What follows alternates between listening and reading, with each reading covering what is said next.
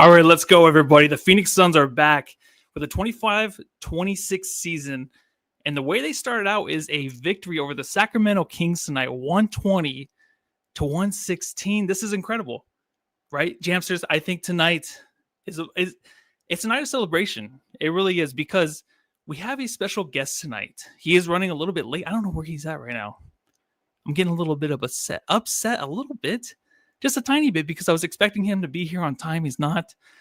John will be here on later after the game, or after he actually gets in his car and he's driving home. I'm pumped up. I think in the second quarter tonight, I thought the Suns team definitely did not have it in them. I thought for sure it was the same thing as last year, minus Bradley Beal and Kevin Durant. A team that just kind of gave up. A team that kind of let the crowd out of it, where it just became a morgue in there in the Mortgage Arena. Right? That's what Twitter was saying. But they came alive in the third, and they finished it out in the fourth. It was an incredible game. Let's get this pod started.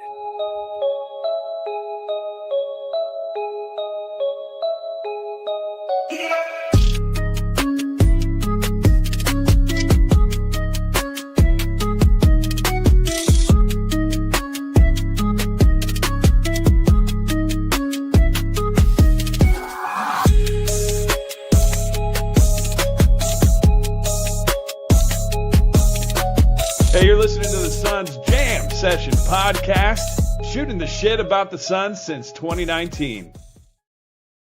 Ooh, let's go, baby. Let's bring up that scoreboard really quick. Let's just bring it up. Let's see how pretty it looks. Beautiful. The Suns 120-116 again. We have a special guest. He is right now in the green room. He's had a few to drink, I'm sure. He's waiting to come on. He's anxious. He's waiting for the opening band to just be done. I am done. I am ready to start this pod with someone special. That is Suns Worldwide joining the Suns post-game podcast. This is the first time, right? I know you've been on other podcasts, but this is the first post-game one, right? Yeah, the first official one. I did the 4 a.m. one with Voida. That was an interesting one. I don't know if you ever watched that. If you watched that one, Doc, yeah, I did. Yeah. Sure, well, we're here. I'm excited. Yeah. So this goes. I mean, are you pumped? Because I was going to ask you too before we start. Let me just ask you a quick question.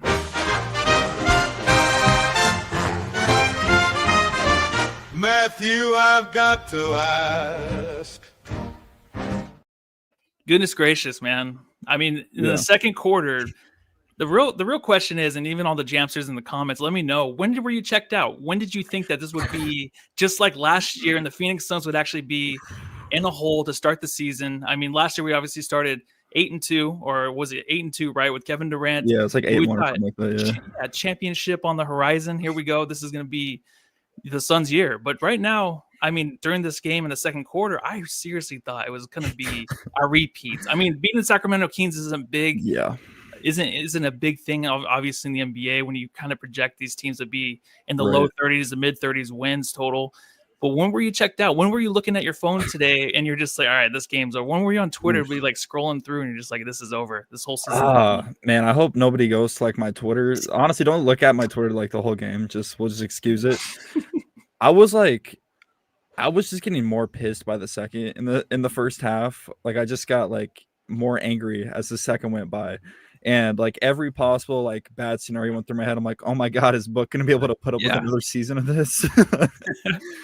But yeah, I'm excited. Everybody looked pretty good for the most part. Book, I wish, was a little bit more aggressive, but he's going to get blitzed out the ass this year. So yeah, it's going to be tough. Well, I'm sure Jalen Green will help with that, but yeah, it was frustrating for sure. I'm glad we pulled through, and yeah, here we are. Yeah, I think that, and just really quick, Jamsters, John will be on pretty soon, probably within 10 to 15 minutes, probably from his truck, yelling at angry drivers, going through the Taco Bell drive-thru. We don't change anything year to year. This is totally the same pod, except for Suns Worldwide is here for the first time, which is great. And I totally appreciate it. But you did bring up Devin Booker, so let's just go ahead and get this out of the way. Allow me to reintroduce myself. My name is Big Dick Booker.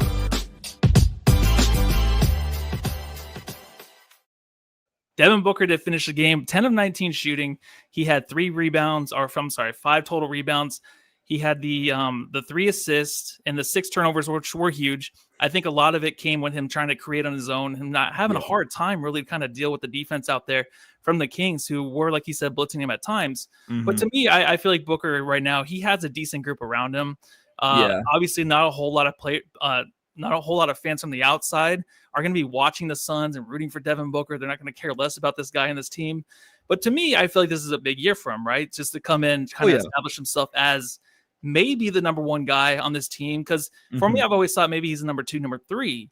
Yeah. So after this game, do you really question like whether or not he can handle this success? I know it's only one game, but this is really like his season to kind of make or break, right? Otherwise, he might be a headline on ESPN First Take or something in the morning of will Booker move on or else will the Suns replace him? Will it be the Suns actually looking for other pieces to replace him? But that's just going to be in my mind every game watching the Suns. What do you think about that? No, this is definitely big. I think this is definitely Book's biggest, season of his career so far. But there's going to be trade rumors throughout the year. That's just people's engagement and clickbait and stuff. I'm not really too worried about it. I think Book's definitely been the number one option before. I think on the Chris Paul team, I think, Chris was 6th in MVP voting, but I think that was ultimately Book's team. And I guess to the public eye, this is officially Devin Booker's first year being the man at the head or at the helm. But I put out a tweet earlier before this game, and I said a couple things. I want Devin Booker to be a motherfucking asshole this season. I know he's the silent killer on the court, but I want him to be a Cane Corso and a big dog. I want him to get in people's faces. Like what Dillon Brooks did tonight was awesome. And Book used to be that.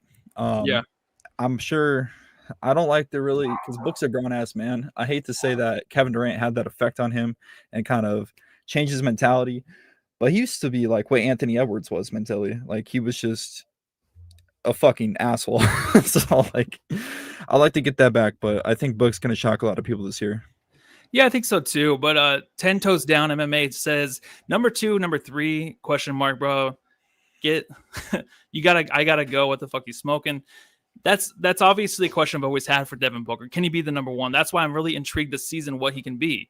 If that's really a question of like maybe is he number 4? I don't know what you're saying, because to me he's never shown that he can be the true number 1. That's why this season is huge for Book to kind of step up in a big way, not only just stats, but leading obviously by example, but not turning the ball over like he did tonight, not having boneheaded plays like getting an 8-second violation. Like those are just huge things for me because he has a decent group around him. He can make it work if he wants, to where he's going to actually, make this team into hopefully maybe a play-in team. I had them projected as a 7th seed. What do you have this team kind of projected heading into this season? I not specific like record wise, but I had this team getting above like maybe 40 wins. I think 42 max. I had like it's kind of hard to put an expectation on this team. And I said this in my recent YouTube video, like there's just so much like that can happen. Like this team is either going to be a lottery team or they're going to shock a lot of people. Yeah. Like that's the floor. You can't put a limit on this team and what they can be. Like it's going to be that season. Yeah, definitely. And Eddie, he says, good to be a Suns fan tonight. Definitely. I think it's one of these seasons where you kind of take it game by game. You don't really look into it too much. Just a win is a win, really. I think when we dissected the team last year and the last few years, obviously there was a lot more losses last year than there were wins. But when they did win 2 years ago, we really looked at this team like, hey, are they actually ready for the playoffs? Do they actually care? This team cares, right? Don't you think like this team actually from the start in the first quarter, they cared. The second quarter, though, I mean, I think the defense kind of let up. They weren't closing out as much. They were a team that was kind of feeding off the energy of the crowd a little bit. It had to take take until halftime to get really back into it.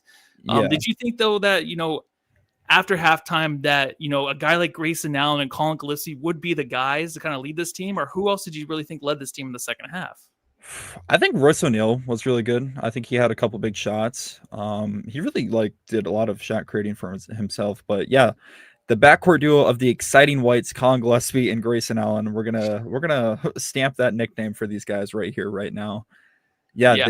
They put in a lot of work, and either Jordan Ott put in a Coach Carter type speech at halftime, where they just it was probably Dillon Brooks, to be completely honest. But just like it's gonna be a weird season. Like, we're gonna have a lot of these type of games. Like, it's gonna be a slow start, and then they're just gonna come from behind, and it's gonna change. There's gonna be a lot of games like this, and I'm just gonna kind of throw this off a little bit. But if people are worried about Devin Booker right now, Book it always for some odd reason starts off really slow to the season. Like, takes them a good to just get into that Armani mode.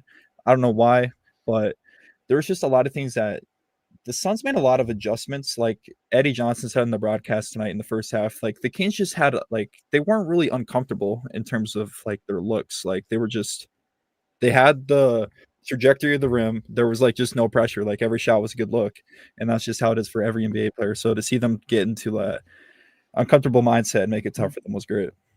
Yeah, and you brought up the slow start for Devin Booker this season, the slow start from the three though for the Suns tonight.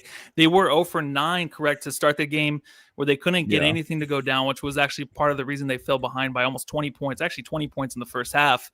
They were struggling at that end, obviously giving up second chance points in the first half. But a big guy, like you said, Royce O'Neal was huge in the second half to really get this team going from three. Yeah, bling, bling, bling. Rolls, Royce, Rolls, Royce, Rolls, Royce. Yeah, nigga, Rolls, Royce. Finished the game with 12 points. He had the 5 actually total rebounds too that helped out in the paint, but also just a 4 for 8 from shooting, just mid range, and also 3 for 7 3-point attempts. I got that totally wrong. Let me just re-say that again. 4 for 8 from the field, not mid range, and then 3 for 7 from 3-point line. I think this guy obviously hits big threes off and on. Last year, he was the guy that you can kind of count on. But now it's like him and Grayson Allen, it seems like. Yes. Grayson Allen took on more of a role. You might hear some dogs behind me. It's just that's fine. Right. They had their ravey shots, so I'm good. Grayson Allen is taking on more of a role as a ball handler, it seems like, to start the season so far in this early season with game 1. But Royce O'Neal is just like the dead-on three-point shooter, right? Like he's the guy that's going to have to hit big threes in a game like this to get a Suns team back in it.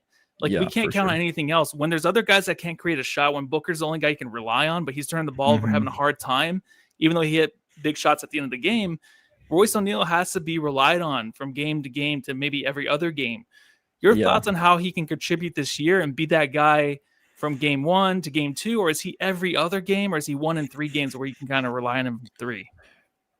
I used to have a theory about Royce O'Neal, and it was that you could not play Royce O'Neal unless Kevin Durant was on the court, because I only felt like Royce played good when Kevin was on the court. But I feel like he's going to be a team that a lot of teams around the league, like contenders, are going to be knocking on the door and just being like, hey, what do you guys want for Royce? Like, he's going to draw a lot of attention. And Royce is going to do the same thing he's done for the past couple of seasons with the Suns. Like, you can't really expect much more, just catch and shoot. If he can create a shot off that strange pump fake that everybody falls for, that's what you're going to get. And that's Royce O'Neal for you. I know, and it sucks because I think really this podcast this year, we do go by player by player. The one thing that's kind of a letdown is always talking about Royce, especially this early in the pod. It's kind of, you don't have much to say but the 3. Right. I just think tonight he hit the big threes, but we don't have a drop. But we don't have a drop for Colin Gillespie. And I do want to talk about him early and often in this pod because he was huge in the second half. I think he really was the main contributor to the 11 of the first 11 points of the fourth quarter when the Suns got back into this, took the lead. He set up Grayson Allen. He set up Royce O'Neal. He had a nice little pump fake here and there in the paint to hit a big shot. This guy comes out with Grayson Allen in the second half, especially in the fourth quarter. He takes over. He puts up the energy on the defensive end, and he also leads on the offensive end, getting guys open, making sure that he keeps the ball alive at all times. And this guy is relied on, right? Like in a ranking order, where do you rank him right now after one game? And trusting him with the ball, but just being on the court overall. I can't really put like a rank on Colin Gillespie, but just seeing like how he controlled the game when he came when he checked in was awesome to see, because I felt like that's just what the Suns needed at that time. Everything was just kind of out of sorts, just discombobulated, and he just came in and took over. Like, he just controlled the game. He's the closest thing that we have to like a true point guard on this team, so that's cool to see. He's going to get a lot of he's going to get a lot of run this year. Will the Suns get creative?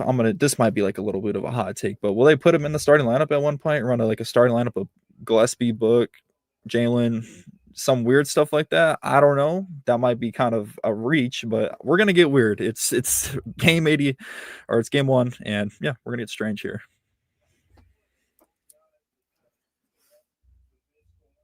Let me take myself off mute. I was on FanDuel earlier today, and I was actually looking at the odds.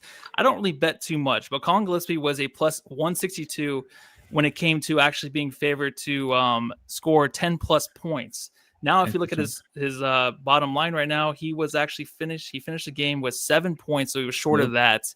But do you think going forward, you rely on him more as just kind of a setup man? Because he had the 4 assists tonight, but is he more of a setup guy or a guy you can count on to get shots? Because I think he could be both, right? Yeah, for sure. He can be both. And Gillespie has showed that, honestly, through preseason too. And that one big game where he just kind of went off against the Clippers. Like, he can create his own shot. He's a very shifty player. And I know he shot 3 of 9 from the field tonight. And honestly, in the first couple of games of the season, I don't pay attention to field goal percentages as much. Like Ryan Dunn, per se, actually, he wasn't too terrible, I think. No, yeah, he was 4 for 9, but just seeing how people play, just confidence, all that is, I mean, he's stepping into a huge role. Like, this is the first time in his career where he's being counted on as like a key piece to a team. Yeah. No, I think so too. And I think that we have to rely on him a lot. I mean, this season is basically up in the air when it comes to a lot of different players, not knowing really that they're going to finish at the end of the season, if they'll even be here past the trade deadline. Right. In order for us to get past the trade deadline and have a successful season where maybe we're around a 500, this guy has to come through. He'll have more of a prominent role too. And Ryan Cross, where is John at the game? He's on pretty soon. I swear to God, Jamsters out there, just enjoy the show. John will be on later, okay? Sit tight or get the fuck out. I don't give a fuck. So anyways, thanks Sub Worldwide for being on. I'm really glad you're here tonight. I'm a really big fan of you and your takes. I appreciate it. Yeah, I just think that you're the go-to guy this year. You might be stepping up to the plate where John's out and I'm out. Like, wow, you might be a go-to. Like, we really enjoy your competence. I appreciate it, because I don't think I'm competent at all. Like, sometimes I rewatch my videos and editing. I'm like, why the fuck did I say that? Like, oh, dude, that's me all the time. You should see what they say about me in Reddit. They don't like me at all. So you made it to Reddit? Oh my God, you're famous. No, I didn't make it to Reddit, but here comes John. Everybody, Jamsters, chill out a little bit. John is here, and he's live from the Footprint Center. And the mortgage. I don't care. I'm not going to call it that. It's the stupidest thing ever. John, I think we want to know about the energy. Was it the energy that we kind of missed since the finals? What was the energy in there tonight in downtown Phoenix? Why are you apologizing to the Jamsters? When did I apologize? Did I just apologize? I don't know if you did. Very sorry, Jamsters, but John's now here. Oh, because I had a few comments in there, and they're like, "Where's John at? Is he at the game?" I'm like, I pulled up a comment and I said, "Hey, either you guys sit the fuck tight or get the fuck out of here." And John's here, so everyone chill out. He's here. So the mortgage, what's it called? The mortgage matchup center, right? It's gonna take shit like that. So yeah, I like the morgue because tonight felt like the exact opposite of a morgue. The first half, as I'm sure you guys have discussed, or maybe you haven't up to this point, but the first half was one of those situations where the team was trying, but they weren't executing, right? The majority of their shots that actually fell were inside the paint. I think I had it at some point, but like 40 of their first 60 points were in the paint. And so, going down by 20 points in the first half, not ideal. But as time progressed, you saw what this team is designed to be. And to answer your question, Matthew, the energy in there was fucking ridiculous.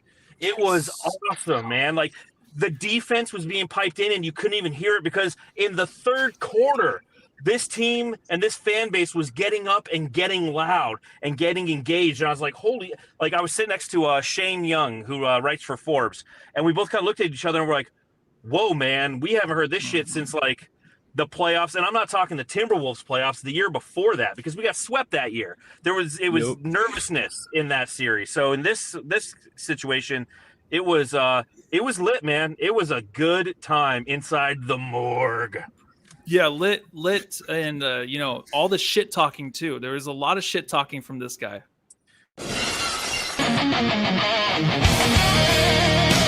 Dillon, the villain.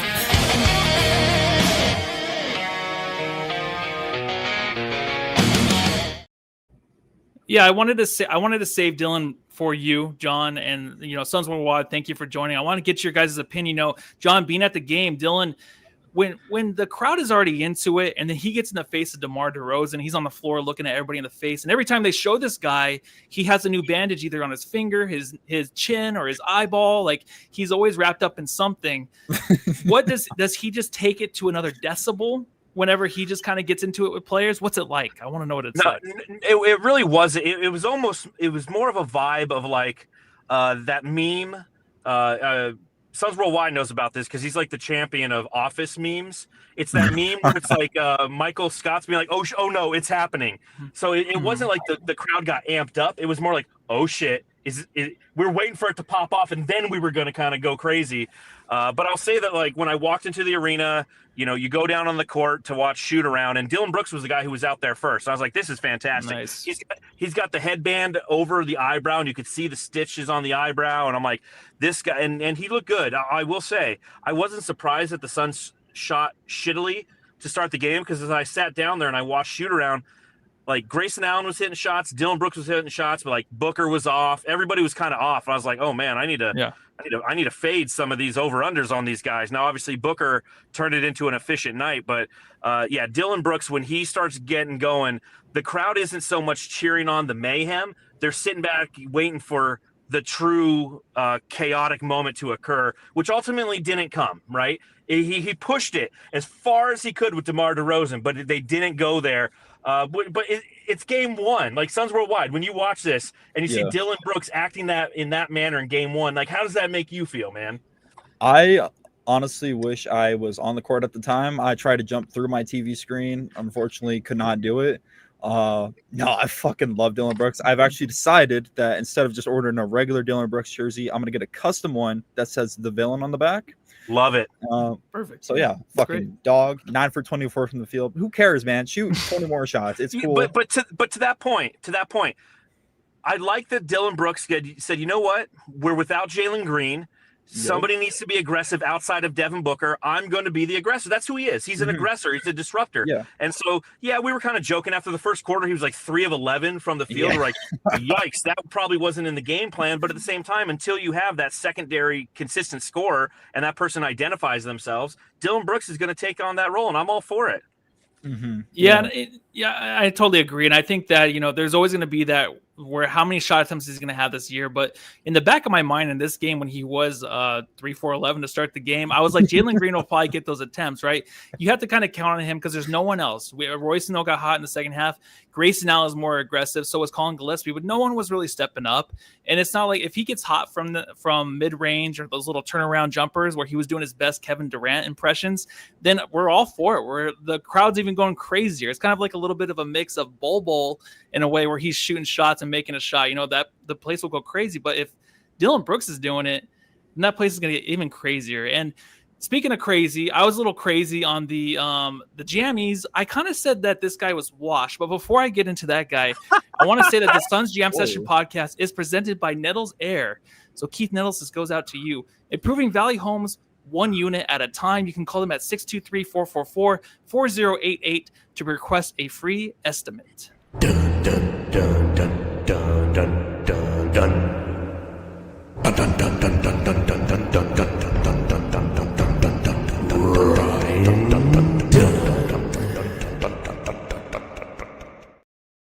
I already ate. Washed. I already ate. I ate 2 pounds of crow right before halftime. After this guy looked like he had springs injected into his feet. Man, this guy was on a different level to start the game, right, guys? So just so you know, Suns Worldwide, we did the jammies, and one of the awards, the first award we hand out is the Acid Genes Award for the most washed player. Now it's a tough one on the Suns because like the oldest guy is Unk and Royce O'Neal at 32. So like I picked Nigel Hayes-Davis. Matthew tried to come up with Ryan Dunn. I was like, dude, he hasn't even been cleaned yet, let alone washed.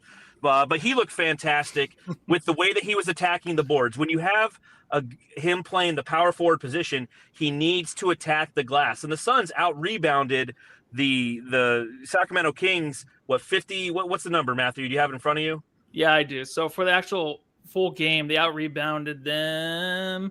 So the Kings had, damn, dude. It was like 55-37. 51-37 is what I'm seeing right now. Okay, so 51-37. And Ryan Dunn played a big part in that. And the thing that we fell in love with Ryan Dunn at the back end of the season, the reason why I feel like this fan base has an inflated understanding of who and what he can be is because he one, played with effort at the end of last season, but two, he was a disruptor. And that's what he was doing tonight. He was disrupting the glass. He might not have grabbed every rebound, but to your point, Matthew, springs in the shoes. He was jumping in there. He was trying to grab the rebound. He was messing with the timing of the Kings, drew big crank Eubanks and such.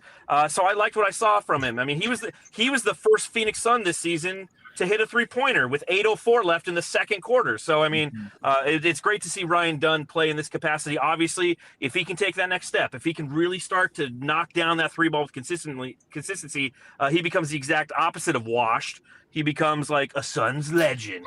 Yeah, but, Suns Worldwide really break this tie for me. So do you think the guy's washed? Make sure you're on it.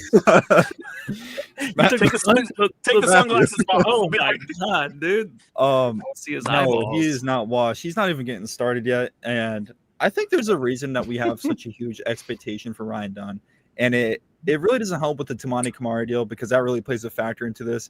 And I think as a fan base, we were just so starved of a guy like Ryan Dunn for the past 2 seasons that we finally acquired a guy that can play some defense and hustle and can knock down an open three to an extent. We just were like, this guy is going to be the fucking future. And now he is not kind of reaching those expectations. But what I want to see from Ryan Dunn is just the confidence. And that's what I like to see tonight. Like, I just want to see no hesitation when it comes to shooting open shots. We kind of saw that in preseason against the Brooklyn Nets. And I addressed that in my videos. Like, all I want to see is just confidence because there's going to be points in the regular season where that's not going to fly. We're going to need that. And if Ryan wants to keep a spot in the league, he needs to be that 3-and-D type of guy. Yeah, and keeping his spot, it's something that's probably going to happen. I mean, he'll be in and out of the starting lineup, obviously. But Oso Ighodaro is the other guy, right? I mean, he had the start tonight, which was a big surprise because we all thought it was going to be Mark Williams. Your guys' thought tonight about, Oso starting him at the center position? Because for me, I think he's a better number 4. Is this more just about, Mark Williams will be in and out of the starting lineup, meaning that he will have DNPs? Is this just kind of like, hey, we're playing the Kings. They don't have Sabonis. Is just getting used to Oso in the center position or just going small because they're small? So here's the why, okay? Because I know that when it was released that Oso Ighodaro would start at the 5, that's when you start to see the Twitter monsters come out and be like, what are you thinking? Jordan Knott doesn't know what the fuck he's doing. Yada, yada, yada. Here's the why, okay? Here's the strategy behind it, okay? It's multi-layered. So perk up, Suns Jamsters. I'm going to break it down. 1, Oso Ighodaro has played minutes with these guys, okay? He played them in the preseason, so he has a familiarity. 2, you have the fact that Domas Sabonis is not playing. So they are going to be quote-unquote smaller, even though it's Drew Eubanks and Maxine Reynaud playing their center positions, and Dario Saric getting a little play in there. Shout out to the smoke break. But you don't have the edge, and the Kings don't have the edge that they would if Domantas Sabonis was playing. So therefore, you can play Oso Ighodaro. 3, Mark Williams hasn't played at all. Coach Jordan Knott said before the game, hey, this guy's going to be on a minute restriction. We're going to go 20 to 25 minutes is the goal. Okay, and he ended up playing 24 minutes. So I use this as an opportunity to go, hey, you know what? We're not going to put him out there right away. We're going to ease him into the game. And then in the moments that matter, i.e. the last 5 minutes, he strategically, I was monitoring his minutes the entire time. I was like, dude, Ott's playing is fucking perfect. There's 8 minutes left in the game. I'm like, okay, he's going to sub him out with 6 minutes. He's going to bring him back with 3 minutes. And it's exactly what he did because that put the Suns in the best position to win. It put Mark Williams in the best position to be successful. And he was 6 points, 11 rebounds. I mean, he really put forth a quality effort, and it's because Jordan put him in a position to be successful. Yep. You're not going to start Nick Richards because you didn't start Nick Richards throughout the preseason. You're not going to put in Kaman Malawach because you didn't start Kaman Malawach outside of the game where nobody played. So this was a good, smart, strategic decision by Coach Jordan, and it paid off. Oso Ighodaro didn't have an unbelievable impact upon the game, but he didn't need him to be. It's like one of those situations where in baseball, you have a starter instead of a closer. That's just what the Suns deployed tonight. Yeah, Suns Worldwide, you agree, right? I mean, it's not something that anybody has to take seriously. It's just about working Mark Williams back into the starting lineup or into the starting lineup for the first time. Yeah, 100%. I'm actually gonna throw these off because I can't wear those anymore. But yeah, John really put it. He took the words right out of my mouth. Like Twitter just went to flames as soon as I saw Oso in the starting lineup, and I was like, guys, you should have saw this from the first preseason game. Like, it was Grayson Allen. Like, they were prepared for Jalen Green and Mark Williams to just kind of be ramping up. And yeah, like, I'm sure Mark will start within like the next 5 games or something. Like, there's it's going to be a slow process. And I'm sorry, Matthew, but real quick, one of the side things that made this enjoyable was the fact that you have one of those dumb accounts on Twitter, D-Book owns you. And he's sitting there telling everybody, he's like, somebody told me that he gave his starting 5 like 8 hours ago. And so nobody bro. And then they did start him, and I loved it. So from the Suns Jam Session Twitter, I let him know that he was wrong. Sorry. Well, it was a good guess, right? I think we all kind of maybe assumed that guessing that though. Like, yeah, I didn't even act like somebody told me on the inside. Fucking clown. Well, everybody, I want to see who actually tells them. Let me see those DMs of who's telling you the starting lineup for the Phoenix Suns, who have a lot of people have projected as the 25th best team in the league. Kamal Malawach did not play today. I think this is all just kind of part of the process of working him in. I think there's also stuff on Twitter like Kamal Malawach not playing. That's unnecessary. Like, put the guy in. Jordan ought to kind of stick to who he is and what he wants to do with this team and not kind of give in to like, all right, we're down by 20 points. Let's just change up the whole thing, put Kaman in there, see what he has. No, he stuck with it. And at halftime, they made adjustments. We didn't even talk about Grayson Allen yet, John, and Suns Worldwide. But Grayson Allen tonight came back in the second half, was controlling the ball, moving the ball, making sure that he was hitting his threes, which was nice from the first half because everyone was really struggling. But he was knocking down threes, moving the ball around, getting to the rim, doing what he really wanted. But he had like this fierceness to him that no one had in the second quarter. So him handling the ball, Colin Gillespie obviously playing alongside him, looked really nice. That was one of my favorite kind of duos of the night. Guys you can trust. I already asked South by Southwest over here. How do you trust? Where do you trust Colin Gillespie and also Grayson Allen? Those two guys with the ball and then within this offense and defensively. Like, do you trust them? Are they top 3? Are they top 5? Where do you guys have these two? Well, I think that they're, trust still needs to be developed within this system. And you can easily say top 3 or 5 because we're just not a super deep team yet, or at least we haven't shown it yet. I think the better, the observation, at least that I had, was there was some stabilization that occurred, especially in that third quarter with Grayson Allen from a playmaking standpoint. I mean, he led the team in assists, right? He had 7 assists, so he really stabilized.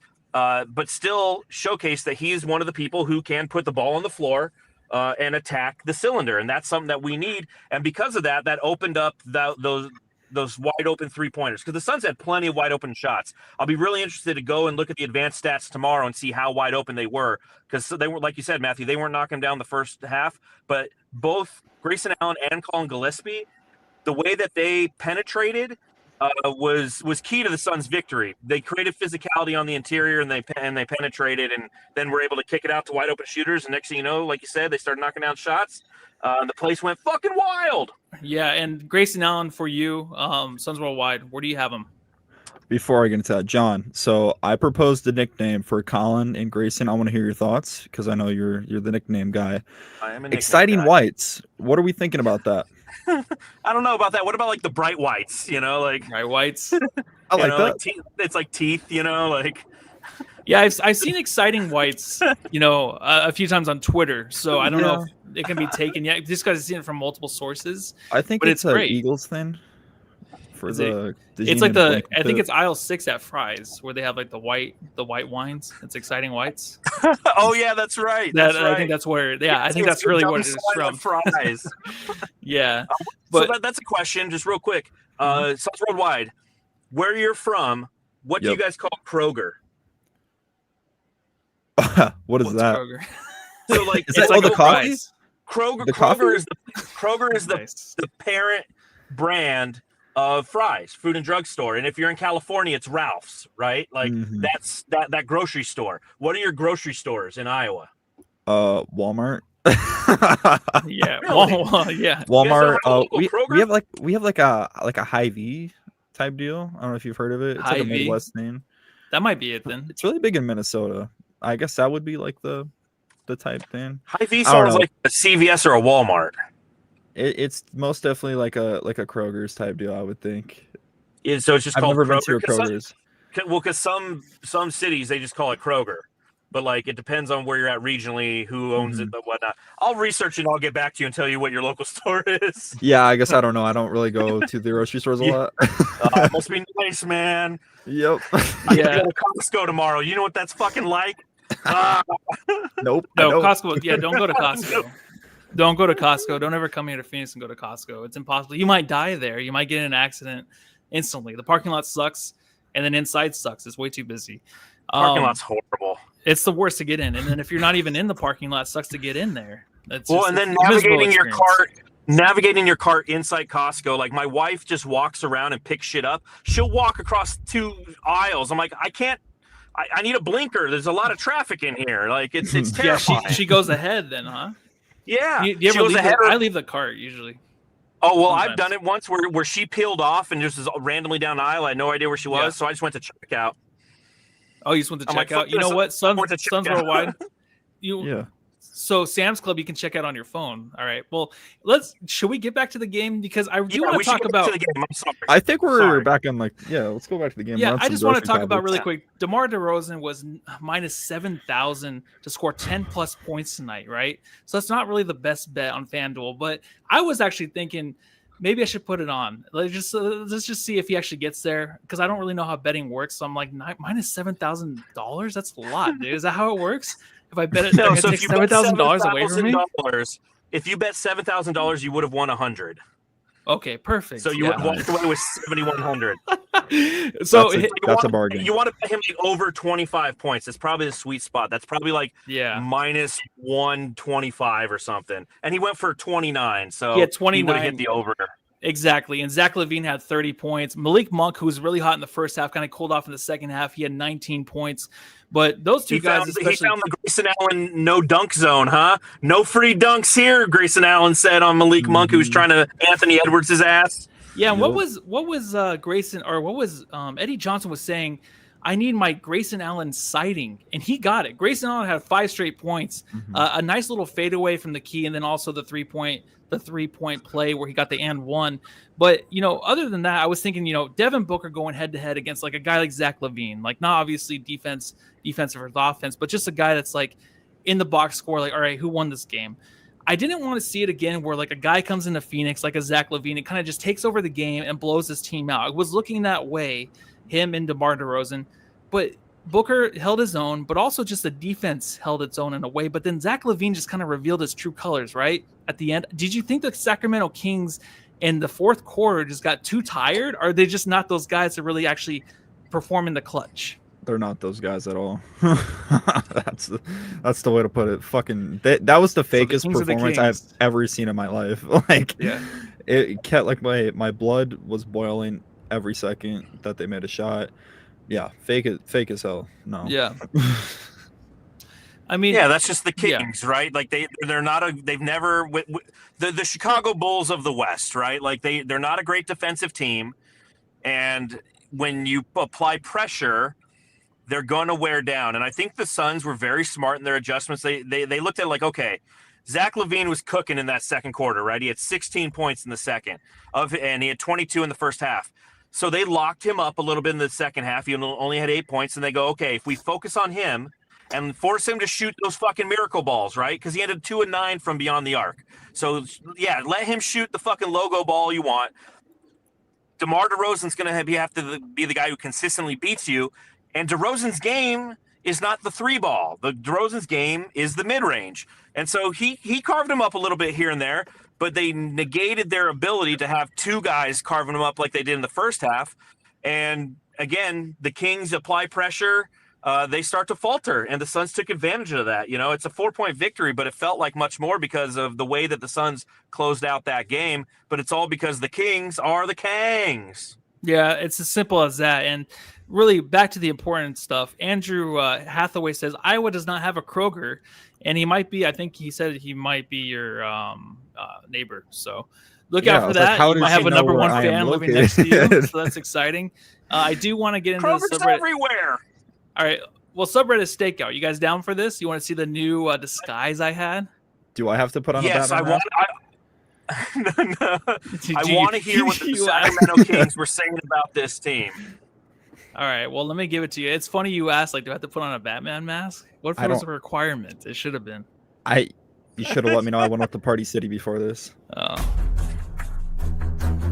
The Suns Jam Session Subreddit Stakeout.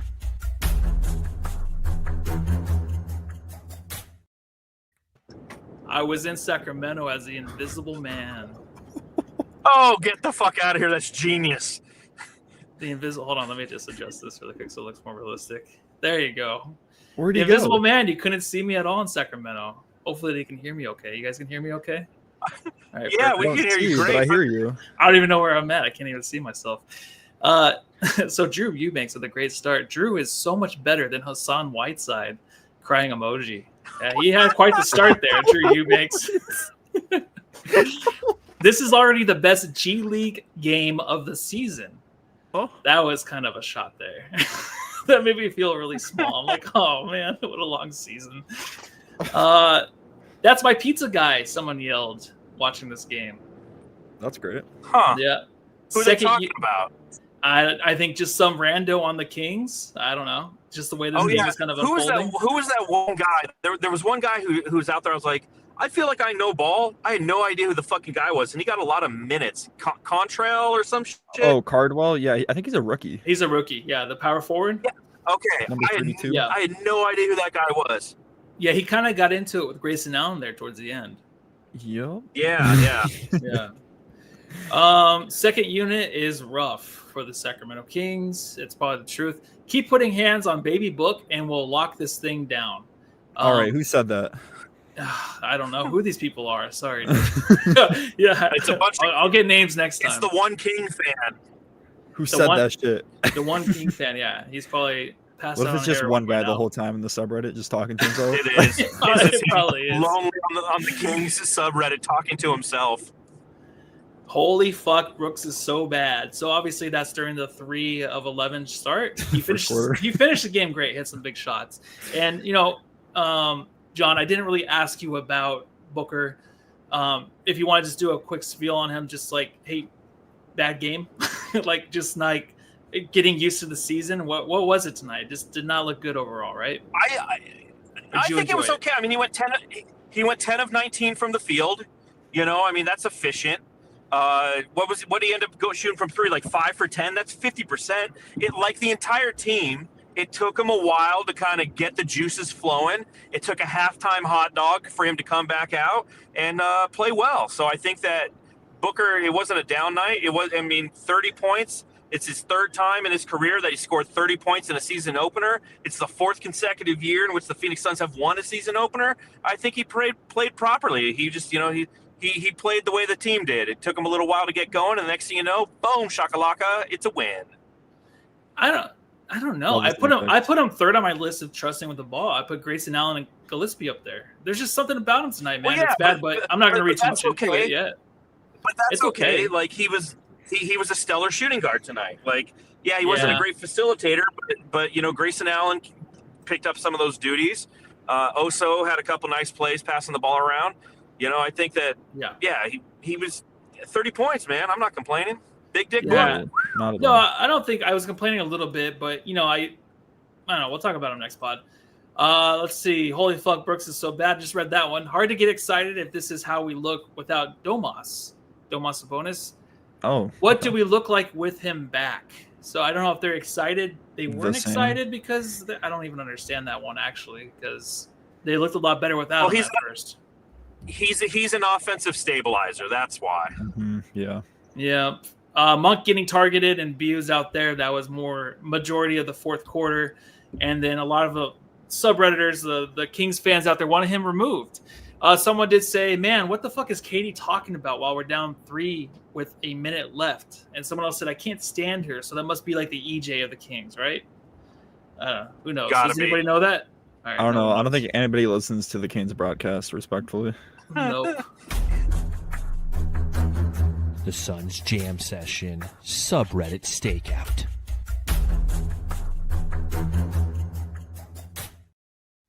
Wow, what a Wednesday night. It's just great. I just want to thank you everybody for watching. We're obviously not done right now, but I just want to just be like, it's nice to be 1-0, right, guys? You guys excited about this? So, Matthew, how does it really feel deep down? Feels great. I do have a question. So, can we next time you do Invisible Man, can we get another point of view just so like we can see like what you actually look like? Because I'm curious, like off screen, like were you like to the side of your desk or? You'll never know, dude. You have to come over when you're in Phoenix. Well, if Suns Geek lets me out of this freaking basement, dude. Suns Geek. That probably is the truth, huh? I'll be out there in February though. So. Oh, okay. Very nice. Can I be petty? Oh yeah. Yeah. Bradley Beal, 0-1. Kevin Durant, 0-1. Phoenix Suns, 1-0. That's how I feel, man. Beautiful. That's great. Our next opponent too. Next game Friday night against the Los Angeles Clippers. Man, I'm so happy they got their ass whooped by the Utah Jazz tonight. You never know in the NBA. Well, let's talk about that when we preview the next game, because I know that you guys probably had more accessibility to what happened there, and I'd like to hear it, but we'll get to that at the end before we log off. Yeah, no, I didn't really even watch any of it. I just saw some memes and some stuff about Bradley Beal. But yeah, I don't have much insight on the Clippers right now. The Bradley Beal effect? Yeah. That's what Gambo tweeted. Yeah, I know. Yeah. Everyone was actually tweeting that. One of my favorite moments of the game, right, is I get a text from Gambo, and he had taken a picture of somebody down on the court because the Phoenix Suns had a bunch of former players there tonight. It was awesome, man. Seeing Amari Stoudemire come out looking like the incredible Hulk. Big ass dude, bro. It was great. A text from Gambo, and he's like, hey, who is this? And I replied, I was like, sweet Lou Amundsen. And then I sent him a picture of Lou Amundsen. And what Gambo didn't realize is I was sitting like 4 people down from him. So I got up, I was like, Gambo, I know my former Suns. He's like, oh shit, you're here. I was like, yeah, man, like, Jesus. So I think Matt Ishbia said there was 60 former Suns there. Was there 60 of them? I did not count all of them. They were all over the place, man. Damn, that's crazy. All man. over the place. So, we're back on a Matt Ishbia side now, right? Not just after the victory, but after tonight. After the Amari first jump shot of the game, he misses it, though. How do you feel about that? Right before tip-off, he shoots a shot, misses it, and he cannot have a retake. He has to just accept that and move on. Do you like that, or should they have let him dunk it? Amari should have fucking dunked it. That's what I'm saying. I thought, yes, he should have slammed that shit. Yeah, no. I just don't think he's used to shooting with those guns. Right. I know. Not put up a jump shot but like a decade, probably. Would he want to dunk though? What do you think, Suns Worldwide? Do you think he would have actually torn an ACL or something if he would have jumped up there? No, I think he would have slammed that shit. The crowd would have went electric. Yeah. I just when he bricked the free throws, like that's how our season's gonna go. That's what I thought too. I was like, this is a bad way to start the season. When Amari's out there, the crowd's going crazy, and he bricks it out the back of the iron, and jump ball. And we're down by 20. So that's the way the Suns start off every season in a way. I guess let's hand out some hardware like John likes to say.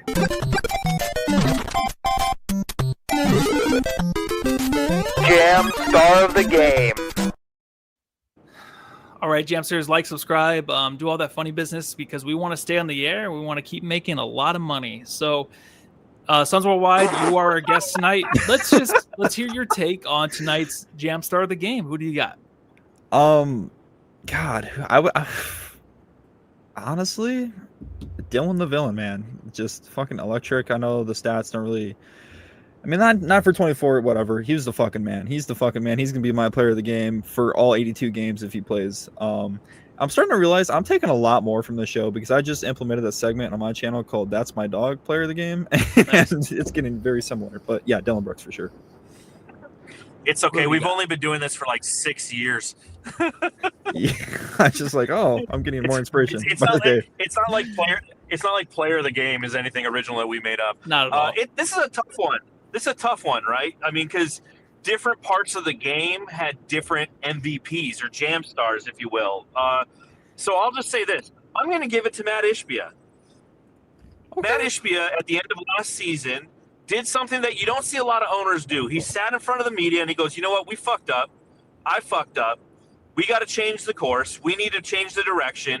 I vow to you that we're going to do something better. And if when you leave the arena you're going to feel like, hey, you know what? We might not have won the game, but we watched a competitive team and it was a good time. Tonight, we watched a competitive team and it was a damn good time. And you know what? They ended up winning the game too, because there's going to be a lot of games like what we experienced tonight, but the level of competition in the NBA is going to be better. And we're going to walk away with losses. But you know what? As long as they're competing and they do, this is a game last year going down by 20, it would have been over. We used to joke up on Media Row, how soon will the Suns be down 20? And you knew it was over then because they didn't have any fight in them. This team had fight, and they came back and they won the game. So kudos to Matt Ishbia for delivering on the promise thus far. Now, granted, it takes more than one game for a trend to begin, but we're trending in the right direction. For that, I'm appreciative. Yes. Yeah, I mean, he's earned it, right? I think he's gone through a rough offseason. Now he's in like a little bit of a tisk with Bill Simmons on Twitter, just talking about who knows what the fuck they're talking about. Some article about our defense. Obviously, maybe Bill Simmons was right. Well, it wasn't one. I will say this: like, Bill Simmons didn't write the article, but Matt Ishbia went after him and said, he's like, you're the betting guru. Bet whatever you want, and I will match it because the Suns will not be the worst defense in the league. There's no way this team's going to be the worst defense in the league. No way. Brooklyn exists, okay? Charlotte exists. So I love that he went after Bill Simmons, and I love that he brought back all the former Suns tonight. I mean, again, a lot of kudos to him. Yeah, well, my jam star goes to Colin Gillespie tonight. I think really the energy that he picking up full court, playing the best offense on the team, just handling the ball, some guy you can trust. I think really, like John, I mentioned it earlier, he contributed to the first 11 points in the fourth quarter to earn the comeback for the Phoenix Suns and just putting them on top for good. It seemed like when he was in the game with Grayson Allen, when they took over, it seemed like it was a Suns game. As soon as they were up by 6, I'm like, I feel like the Suns are going to win this game. It wasn't one of those games where I was like, all right, you can turn it off.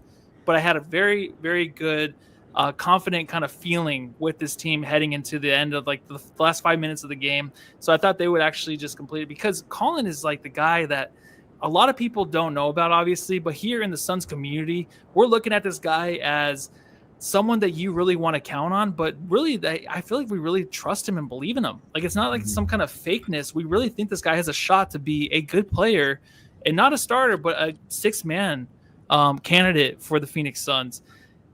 We'll see how that goes. I will say when they did pregame introductions, Devin Booker, obviously the loudest applause. Come On Malawatch was number 2. Number 3, in my opinion, was Colin Gillespie. Because I feel like, to your point, Matthew, there's a lot of Suns fans who know this team and they're rooting for him because he has the opportunity this year, and they're rooting for him to play well, and they like that, underdog story, because that's what Colin Gillespie is.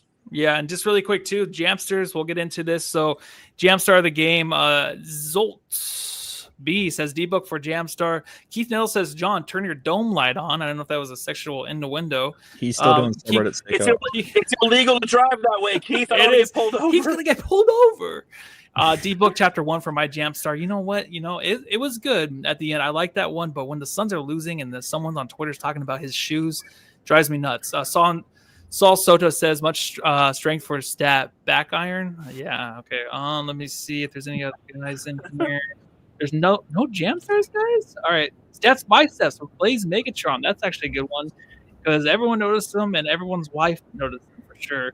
I think that's for Jamstar of the game. I was going to say maybe there's some Nigel Hayes Davis. Love out, but tonight he played 10 minutes tonight, and talk about what he was doing defensively, trying to draw a charge from some guy.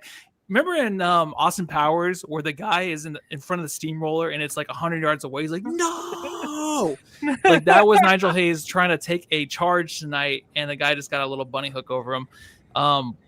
So Jamstar of the game, I think it's very well-rounded for tonight. Our next game is Friday night against the Los Angeles Clippers, and I think we all by now have seen that they have lost badly to the Utah Jazz, and their starting lineup for tonight was James Harden, Bradley Beal, Ivica Zubac, Kawhi Leonard, and Derrick Jones Jr. Obviously, Bradley Beal, a former Phoenix Sun. He had 5 points in the game, was 2 for 5, played 20 minutes. James Harden had 15 points. Obviously, they didn't play the length of the game because it was over before it started, basically. Any thoughts on the Clippers? And it's been one game. We don't know the real true story, but with Bradley Beal in the starting lineup playing the Phoenix Suns, it will be in LA. Is this something where we're going to hate on him a little bit next game, or we're going to be okay with him? Because I was watching Kevin Durant. I was doing some hate watching. Are we going to do the same with Bradley Beal? I'm not personally. I like Beal. It's just unfortunate what the situation is now for Kevin. One of my favorite players of all time, but my God, he really gets to me at sometimes, and his fan base really just puts me over the edge. I was arguing with Katie Stans in a Discord the whole night. I was talking my shit. I was loving it. It was awesome. But no.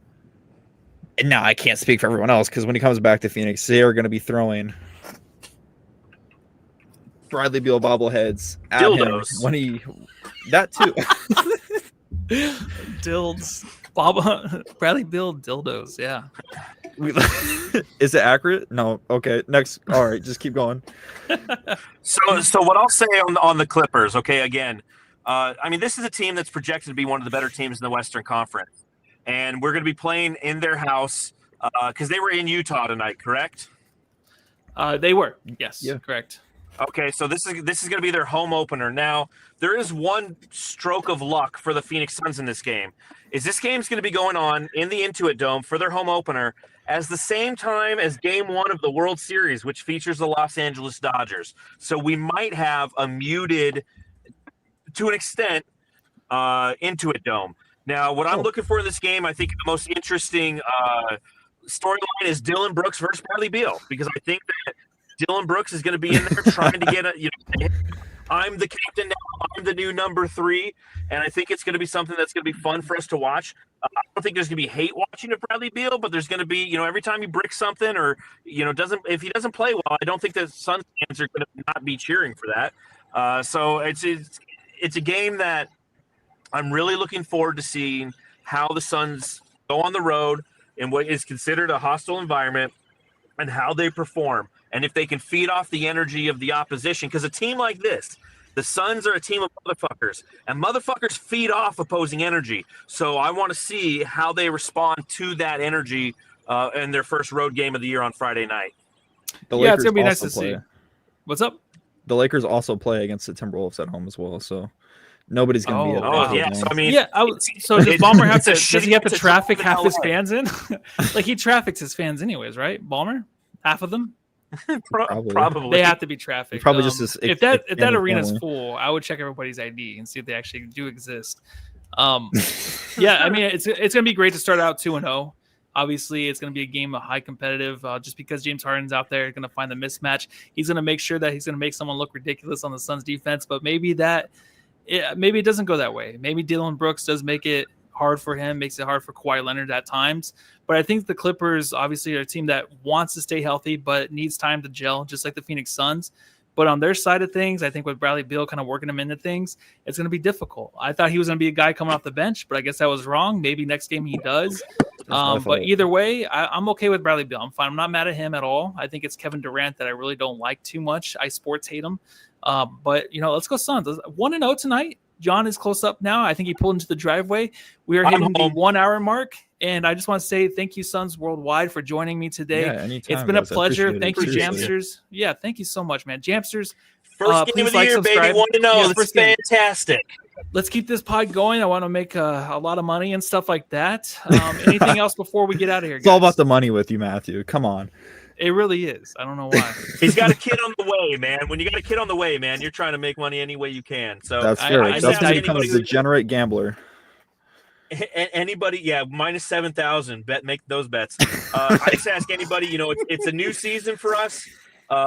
Share with your friends. Make sure you like. It helps with the algorithms and lets other people know when games end to come hang out. We truly appreciate everyone who takes a little time to listen to a couple knuckleheads talk about the Phoenix Suns. So. On that note, I'm leaving.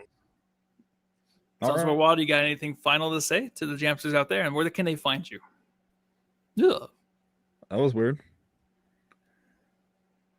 We're back. What's up? We're still What's here. up? We're still here. Okay, that was right. Yeah, Did you where, freeze or did I where can freeze? where can they find you? Where can they locate you? Because you have your own thing going on too, right? I mean, we're doing a little podcast thing. Yeah, so I pretty much just like I just recap the games and stuff, pretty much Okay. as you guys do, but just like in a YouTube video format. But yeah, Suns Worldwide, you can just find me on all socials besides OnlyFans. But yeah, Well, I already yeah, searched I do there, write so for I can find Brightside too. By the yeah, All right. Well, thank you for joining, man. It's really been a pleasure. Thank you, Jamsters. Here goes to another course. season, and everybody go home.